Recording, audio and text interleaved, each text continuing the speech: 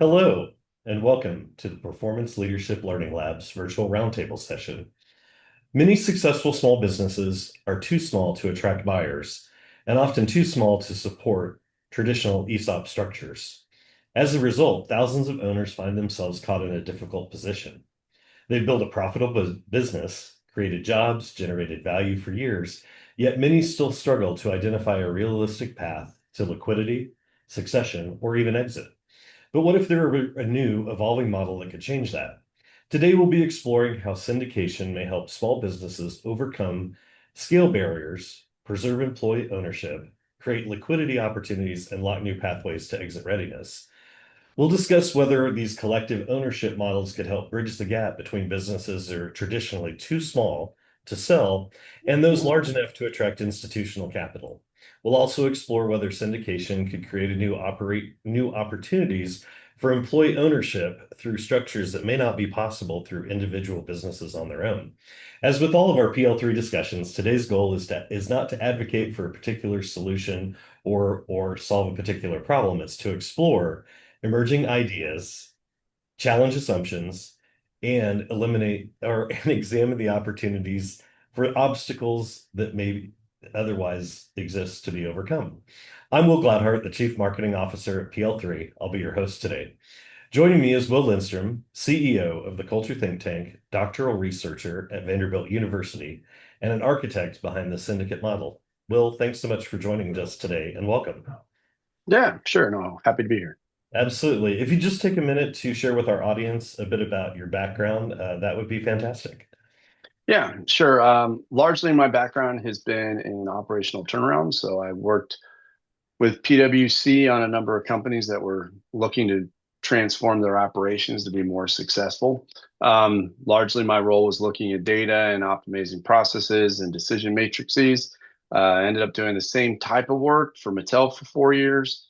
And then the last portion of my career was largely focused on helping small companies optimize for sale.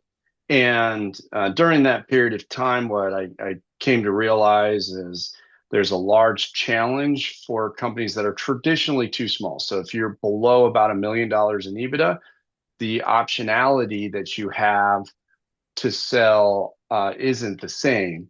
And as an extension of my initial research and thoughts into this area, an additional concept came out about it, which I'm excited to talk about today, which is relating to ESOPs, which is many small companies and communities where they're big enough to sell individually, however, are still too small in order to leverage an ESOP, which allows for transition of ownership to the employees in form of a sale and prevents or impairs the owners or the founders that are transitioning from being able to leverage all those wonderful tax options and investment options that an ESOP uniquely provides. Yeah, thanks for sharing that. Well, quick note before we dive in today, a replay of today's session will be available on our PL3 YouTube page, and you'll find any of today's session and any of our past roundtables recordings there. So, Will, you kind of touched on the problem. So let's begin with that challenge. In addition to your SEPA designation, you've spent considerable time researching why these otherwise successful companies fail to attract buyers, or they're even failing to explore approaches that might help owners unlock value and exit opportunities. So, what is it about these entities that makes them considered too small to support a traditional ESOP? Or, why does that happen? So, interestingly enough, when I was in the throes of my doctoral program, I was trying to identify my problem statement because you always have to have a problem statement when you're in a doctoral program to work on. And as an offshoot of that, this isn't the problem that I chose to work on for my program specifically, but as an offshoot of that, I began to look at the lower middle market and the Main Street market, and just started doing informational interviews. So I think I spoke to over 150 folks in this space, from wealth managers to financial planners to value advisors to owners to people who have exited. And I just asked two very basic questions. What are the deal killers and what are the value killers? Like, what are the things that just prevent a deal from happening? And then what are the things that diminish the value of a deal if it does happen? And interestingly enough, it came back with what most people would expect. You got buyer concentration, you have supplier concentration, you have, leadership dependence, you have the rainmaker problem where, the owner is the only one who knows how to sell. Those types of things I had expected. However, what I didn't expect and what I came to realize is that those problems were problems for bigger companies. When it came down to smaller companies, which is less than $1 million in EBITDA, more likely like a $500,000 in EBITDA to $250,000 million EBITDA, they could have the best company, they could have all the issues resolved, but they just can't sell because they're too small. So this became what I looked at as the scale gap. So if you were to take a visual of the Main Street market where you have lots and lots, like over 10 million companies in the Main Street market, that of $1 million or less in EBITDA earnings, and then you look at the lower middle market where they're desperate for deal flow and they're looking for opportunities to buy companies, you'll see that the lower middle market starts at like 3 million, more realistically a little bit north of that. Like they're looking for the 5 to 6 million range in earnings. Well, the mainstream market kind of stops at, these small companies kind of stops at $1 million. So you got this gap. So this is the scale gap, which is how do you take a company that's very successful, making $1 million in earnings or EBITDA, and get it to all of a sudden become a minimum of 3 million, ideally 6 million. So that's what got me looking at, and it's what was the genesis for the white paper on the syndicate value acceleration model, which says, well, what if we just put 10 other companies together and they go from 500,000 to 5 million? Aren't we there? And remarkably so, that is actually the case. And it does work that way. There's some other issues which we've talked about, on different of these sessions, so I won't go into it. However, what came about, particularly for the ESOP, which is the topic for today, is we started to look at the same problem started to form. Like, okay, well, I've got a company that's, like 6 million in earnings. Great, you can sell. But they're like, I want to sell it to, I'm in a community.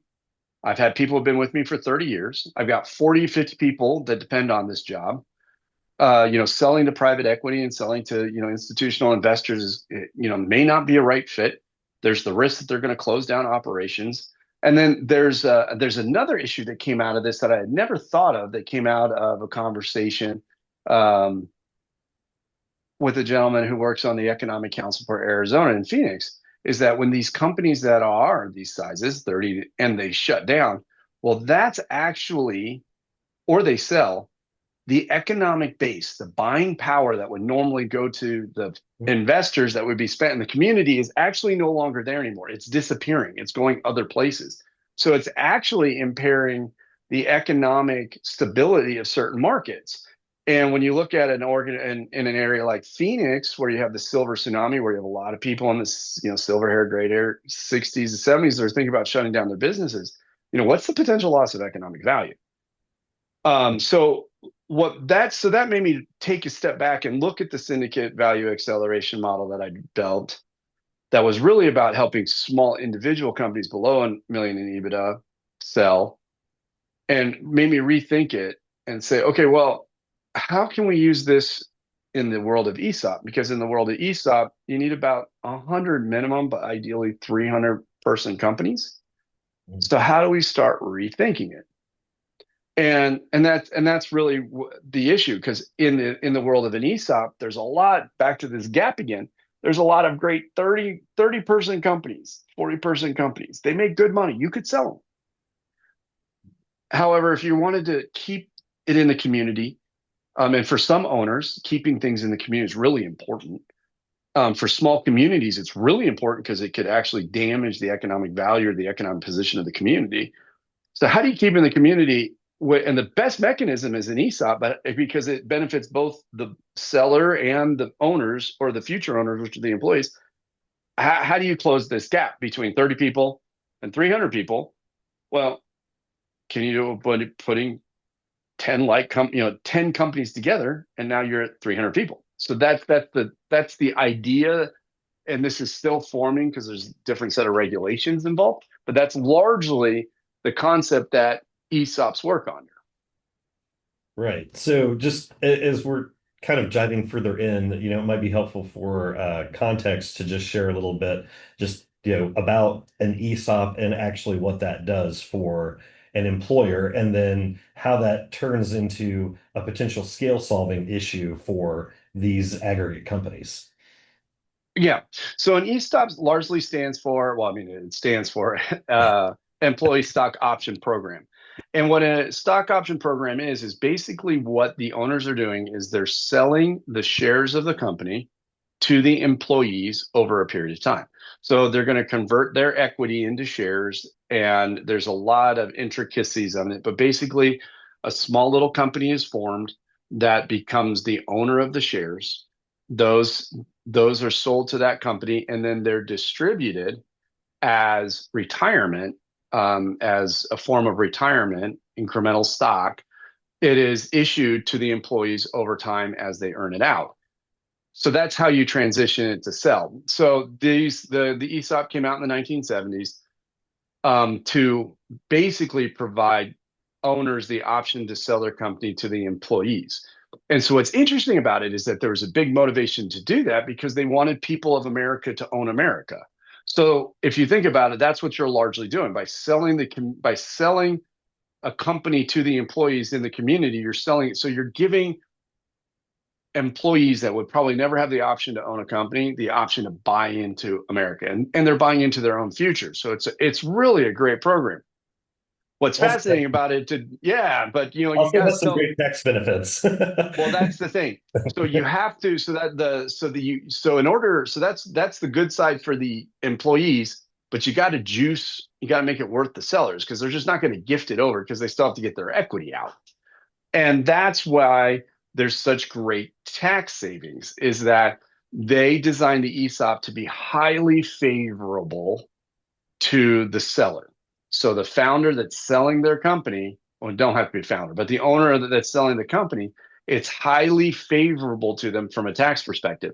And they made it very systematic. So the fair value, so it's not just a whatever, the valuation is done at a fair value, market value. So someone's going to come out, they're going to look at what the marketplace is, and they're going to set that value on it.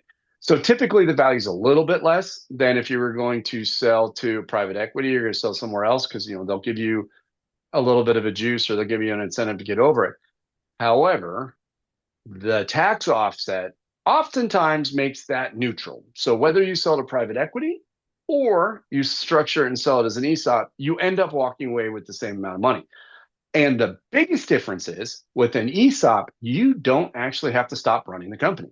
So let's say you're ready to, you want to transition out. It's the right time. The market's right. Everything looks good. You want to work 6 to 8 more years, maybe even 10 more years. You can transition to an ESOP and continue to run the money, continue to take a salary, continue to operate it as the leader, not necessarily the owner anymore, but as the leader, and you can run it out. Whereas with private equity, they're going to probably, you're going to have that 2 to 3 year horizon, and they're going to want to do it their way because they've got their system, and that's how they make, that's how they drive that operational efficiency.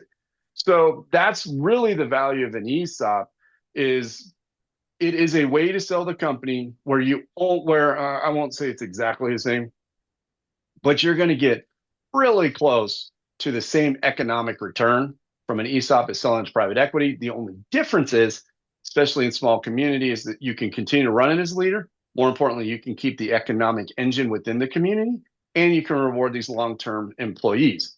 The caveat is you have to have somewhere about 100 to 300. 300 is the ideal size of employees, which isn't easy to do, which explains why there's only 7,000 ESOPs in the country. I mean, it's one of the most effective sale and tax mechanisms we've got in the tax code, and yet there's only 7,000 executions going on. So that tells you that there's this, and so I started looking at why that was. It comes back to the scale gap. There's a lot of great companies that are ideal candidates for the ESOP if they're 10 times bigger. Yeah. So as you mentioned, you've been, researching, formulating kind of the syndicate value acceleration model, and speaking with a lot of experts. As you're thinking about this ESOP piece, how does that plug into the syndicate model, and what does it effectively do for an owner? Okay, yeah. So it's interesting because the syndicate model is basically just a sell side roll up. You're on the sell side, so you're going to put together like companies. So the syndicate value accelerator model, the initial model, you needed like companies. So for example, you have to have medical practices in a greater metro area.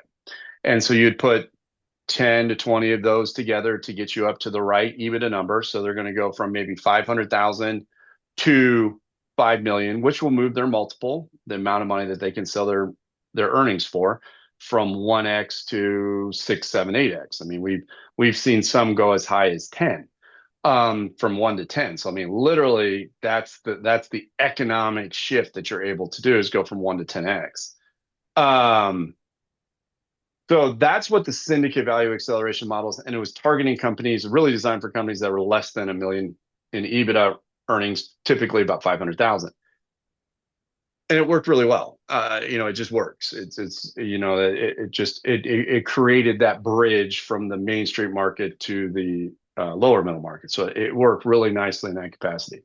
When you start looking at ESOPs, though, it's almost the reverse. In an ESOP, what you want to think about it is, okay, I've got a 30-person company, and let's say it's making $10 million. Its earnings are $10 million. And I know I need to get it up to 300-person company with earnings of $100 million. Okay. Well, what's amazing about the model that's developing and the research developing is that, and there's still some regulatory pieces we got to work through, some compliance pieces we still got to work through, just like we did with the SVA model originally, to make sure that this is, there is legal precedent to do this. However, it's looking like it is. And then getting back to this example of, well, if I'm going to put together an ESOP, which is a portfolio, you actually want different companies. So that's the biggest difference, is you want a diversified portfolio. So if I can put together, and the reason for that is you want to mitigate against risk. So if I put together 10 like companies in the same community, and let's say they all rely on zinc, and there's a run on zinc, something happens with zinc, the price of zinc, all of a sudden they all suffer. Whereas if I have 10 of these companies and they're all different, one's manufacturing, one is maybe a services company, one could be a very successful flower shop chain.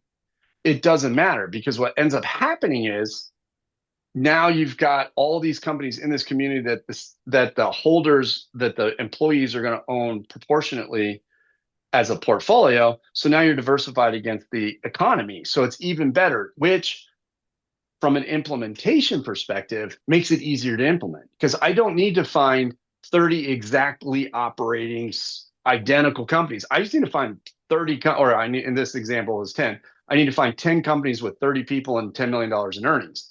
And it could be 20 companies with $5 million in earnings, but it allows that flexibility to bring a disparate group of companies together. However, we can do it in an economic region, in an economic area. So we're keeping all the economic value, all the buying power, all the cash flow, all the profits contained within the community. So it's being invested back into the community by the employees that are generating it. So that's the fundamental difference between the syndicate valuation acceleration model for small companies and a syndicate valuation acceleration model for ESOPs, is that you're going to have non-like companies. The other subtle difference gets into how you do the valuations. Basically, the earnings of an ESOP get folded into the portfolio. So if you own 100% of, let's say, the 10 million for the one company that goes in, and it ends up being 100 million, your shares, the number of shares that you're allocated at the fair market value of the combined or consolidated company, is going to be proportionate to the value of that 10 million. So so in this case, you get 10%. So what's the important thing is that's not diluting you. It's not diluting your value in your company. What it's doing is putting 10 companies together and then allocating your shares proportionally. So from an economic value perspective, yes, you have fewer shares. Yes, you have less ownership. However, the value of what you contribute is the value of what you retain. And that is the value that you get to shield from taxes. The other thing that I just want to touch on about ESOPs is we talked about the benefit to to the community and that the value stayed within the community, and the benefit to the owners because they get all the tax stuff and all that sort of good stuff. But to the employees, the other thing that's really powerful about it is, and I don't have all my numbers in front of me, but I will say that on average, um, employees stay longer in their jobs, so they have less turnover. Their 401ks tend to be significantly higher than the average person, and their return on investment, it tends to be higher. So they end up, because they're owners of the company that they're working in, and they're getting investments in what they're doing. So they're and ESOPs tend to outperform non-ESOPs financially on a growth trajectory. So when you put all that together, and that means that when it comes time for the employees to exit, and which is in their form retire and sell their shares of the ESOP back to the ESOP holding company, in essence, they're significantly better off financially. So their value gap and their wealth gap, so they are much, much better positioned to retire, which again helps the community because now their retirement is going to get spent back into the community again. So everybody benefits. There's, the more successful your people are in a community, the less they need to lean on community support services, the more tax base they can contribute because they're going to have to take that money out, and the more economics they can spend into the company. So it's a win-win on all sides. So an ESOP, generally speaking, everybody benefits, including the community. Yeah. I mean, from community diversifying risk, diversified portfolio, creating an impact on the community, tax base, etc. I mean, this sounds really amazing, but I have to be thinking, what legal, governance, valuation, operational challenges would need to be solved like before a model like this can become viable. So to start with governance, if you think about if you take 10 disparate, 10 different companies and you put them together, that's no different than a holding company that has 10 different brands, or a holding company that has 10 different companies that are different like companies. So there is a little bit of governance involved where you got to make sure that you have elite leadership in the central spot that is comfortable managing different sources of revenue with different sources of productivity. The benefit of it, however, is they're already high performing companies to begin with. So all you're really doing is just making, more or less, keeping the wheels on the bus, right? Making sure that the leadership in there is understood, and making sure you got proper transition, making sure that you know how to do it just like you would do a traditional company with multiple lines of business. So the good news is there's plenty of people out there that know how to run those. The governance is well understood for that. So that's not a problem. The issues that, or the challenges that we're looking at from the ESOP formation, is just there is a special entity that needs to be formed where all the stock gets folded into, that distributes the stock to the employees. How is that structured when it's 10 different companies? So how does that get formed? Largely, that's the last step in the process. Once that's figured out, then just like before with like some of the issues we had with the syndicate value acceleration model for smaller companies, like, do you need to have a managed service organization? Well, you don't if they're all operating separately, because there's this, you have to have a managed service organization if you bring 15 like professional services companies together. Well, not if they're all operating separately until they sell collectively. So no, you don't actually have to do that. And so those are some of these, there's some biases in here. There's just how things have always been done.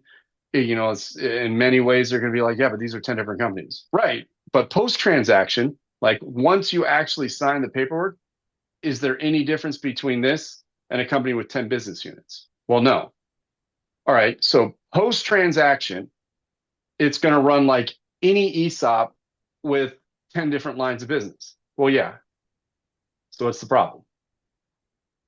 Right. So the only problem is how do we form the legal structure and the agreement structure such that the ESOP can be formed? Because once the ESOP forms, it's going to be just like any other ESOP with 10 lines of business. It's going to look the same. It's going to smell the same. It's going to be governed the same. It's going to be operated the same. Nothing changes. The only point of inflection that we're looking at is how do you take 10 different companies with different operations, maybe with slightly different ownership positions, and fold it into one ESOP. That's the only thing that's left that we're working on right now. We're pretty sure we have a clear pathway to do it. But like anything, you got to vet it, test it, make sure everybody in the SEC, and in this case, the IRS, because the IRS is highly focused. The Treasury is highly focused on ESOPs because it has such a nice tax shield, that everybody is comfortable that it is in compliance. But the one thing to remember is once you take 10 different companies and you have formed the ESOP, so post-transaction, if you just look at it at the immediate point of post-transaction, it's going to run, operate, function exactly like any other ESOP with 10 different lines of businesses. That's it. The only issue is putting it together to fold it into that transaction or fold it through that transaction. Okay. So in your mind, what does the syndicated ESOP, what impact does that have on the lower middle market, microcap, et cetera, marketplace? So an ESOP is not really going to impact the buyers because you're not selling it to buyers. So the traditional private equity, so they have different sets of due diligence. They have different sets. So what it will do is it'll change how you have to look at due diligence because you're going to go through a normal ESOP process. There's a little bit more legal hurdles and accounting hurdles you got to go through because just the way ESOPs are formed, that's just the regulatory items. Largely, what I think it's going to do is it's going to actually benefit the founders and sellers that are struggling with the idea of selling their company to private equity, because not everybody wants to sell it to private equity, right? Because they're concerned that private equity is going to optimize the culture out of their operation. For some people, the community likes working for the family because they're oftentimes family.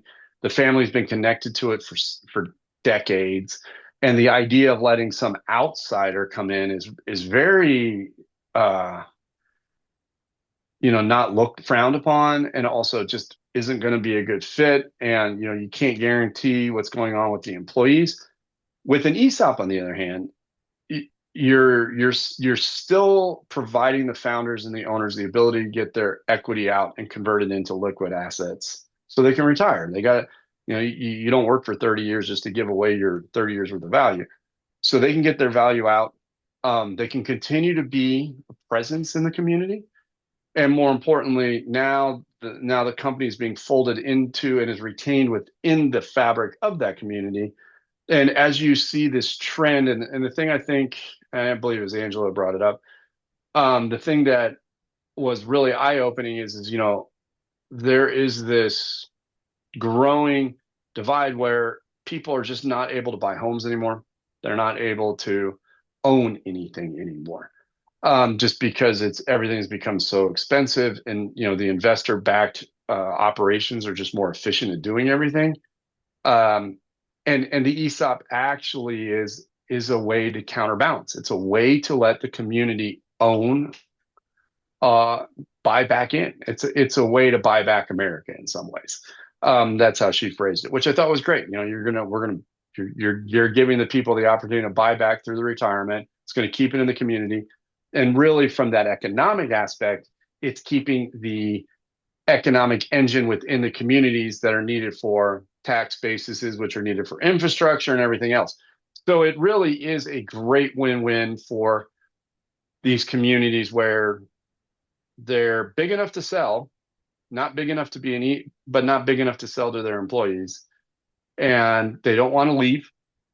They don't want, they want the family wants their legacy to be remembered to the positive. They want to continue to have influence over the company and continue to guide it. And they want the employees to continue to benefit from it and be motivated to benefit from it. And I'm still pulling together all the data, but everything's showing that ESOPs outperform a normally privately held or publicly held company over a 10 to 20 year period.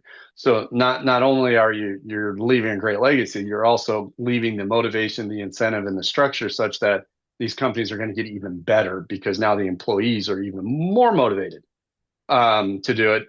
So that's really what it's for. So it's a way to It's a way to leave a great legacy. It's a way not to give away the farm. It's a way to get the same value you would get from exiting. And when you look at it from a post-tax perspective, it's pretty close. And it's a way to stay connected and involved in your own business upon exit, because that very rarely happens when you sell privately. Right. Well, Will, I think you've given anyone that's watching, especially business owners that potentially may be too small to sell or too small to ESOP, some food for thought today about what potential opportunities might be available for them down the road as they contemplate exit or, having a bigger impact on their community. So thank you. I think the biggest takeaway is just, like, here's another option. Like, all we're trying to do is create options and flexibility for folks. So I think this is just another option to consider and think through. Um, and if you are interested in it, do actually have a conversation. Just assume your company's 10 times bigger. Assume you can do an ESOP, because a lot of people don't do research on ESOPs because their accountants will tell them they're too small, and that's correct individually. But just imagine yourself 10 times bigger, and just imagine you can do an ESOP, and then have that conversation with your accountant, your wealth planner, your financial planner, and say, I know I'm too small to do an ESOP. However, if I could do an ESOP, and there is a way to do an ESOP, Hmm. What does that mean? how does that compare to doing a sale on my own? Just do the like to like, and make sure to ask the all important question post taxes. So, so you can have that conversation. So I think people that are interested in this, just start having the conversation about an ESOP with your accountant, your financial planner, your exit planner, your wealth manager. And they're gonna say you're too small, and just say, yeah, I know I'm too small, but what? Just give me the comparison, assuming I'm not too small, and giving my current P&L, my profit and loss statement. How does it compare to a private sale? So that way you can just see what it looks like, and that's really what's going to frame it. Because, not every deal is a little different. Every industry is a little different. So, it may be not a good fit for you, or it may be a really, really good fit for you if you were 10 times bigger. And now, with the syndicate, stay tuned. So hopefully we can figure out how to get through the legal stuff to make that a viable option for everybody. Yeah, well, thanks for sharing that. Not only the comparison, but that side by side to be able to really consider, apples to apples versus, you're too small. So, Will, thanks again for joining me today. This interview and associated roundtables are part of a monthly series from PL3, where we explore topics like leadership, organizational performance, AI, cultural alignment, and investor decision making in greater depth. To learn a little more about us, visit us at pll lab.com. We'll see you next month.